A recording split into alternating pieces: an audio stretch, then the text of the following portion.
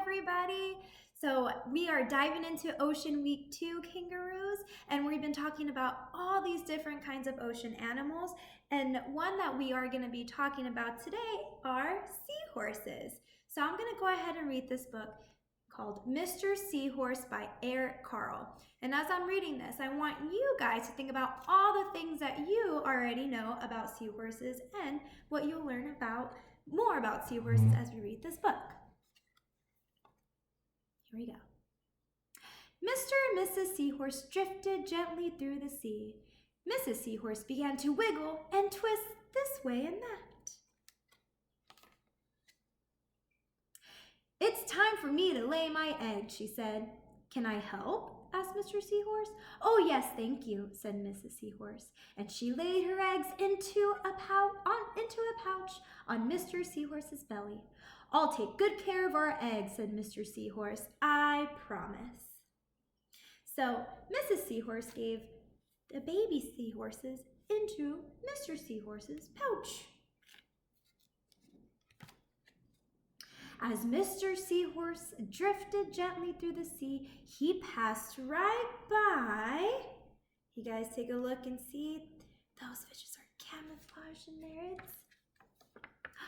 It's a group of trumpet fish hidden in a patch of reeds. See there? But before long, Mr. Seahorse met another fish. "How are you, Mr. Stickleback?" asked Mr. Seahorse. "Delighted," replied Mr. Stickleback. "I've just built a nest, and right away Mrs. Stickleback laid her eggs into it. Now I am taking good care of them until they hatch." "Keep up the good work," said Mr. Seahorse, and swam on his way. As Mr. Seahorse drifted gently through the sea, he passed right by. Can you guys see what kind of fish that is right in here? Let's see.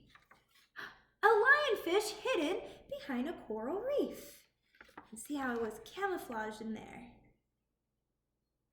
Now you see it, now you don't.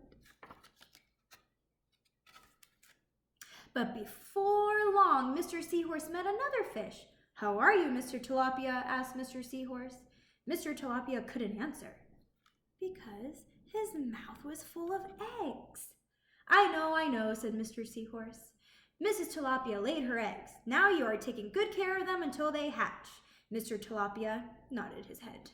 "You must be very happy," said Mr. Seahorse, and swam on his way. Don't you worry, though. He's not going to eat them. He's just taking good care of them inside his mouth. As Mr. Seahorse drifted gently through the sea, he passed right by. Can you guys see any fish that's in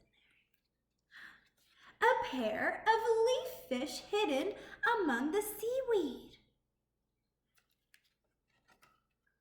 But before long, Mr. Seahorse met another fish.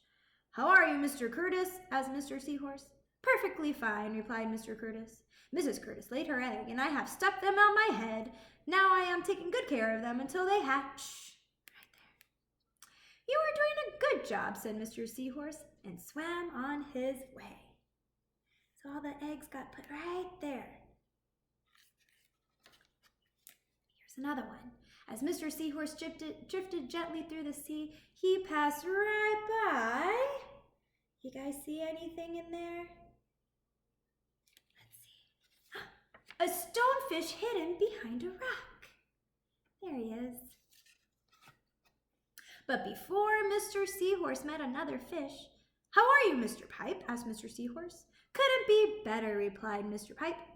"Mrs. Pipe laid her eggs along my belly. Now I'm taking good care of them until they hatch."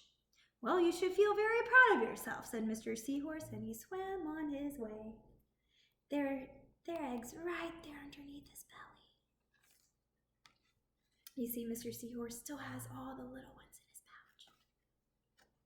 But before long, Mr. Seahorse met another fish. "How are you, Mr. Bullhead?" asked Mr. Seahorse. "Tip-top," replied Mr. Bullhead. "Mrs. Bullhead laid her eggs, and the eggs hatched. Now I'm babysitting." "Well, you are doing a fine job," said Mr. Seahorse, and he swam on his way. The time had come for the seahorse babies to be born. Mr. Seahorse wiggled and he twisted this way and that, and at last the babies tumbled from Mr. Seahorse's pouch and swam away. One baby turned around and tried to come back into the pouch. "Oh no," said Mr. Seahorse, "I do love you, but now you are ready to be on your own." So seahorses, instead of the female seahorse, the girl seahorse, lay the eggs, it's up to the male seahorse, the boy seahorse. Here you are. And did you also know that seahorses, right here, they have very good eyesight. I think they're called rover eyes because they go everywhere. And also they change color to help camouflage themselves from predators. See right there. And I also mentioned on our Zoom when we read this book, Kangaroos, that seahorses don't have teeth. They have a straw-like mouth. So they just suck everything up like that. All right, friends. Well, this book was called Mr. Seahorse. I hope y'all enjoyed it. I'll see y'all soon. Bye, kangaroos.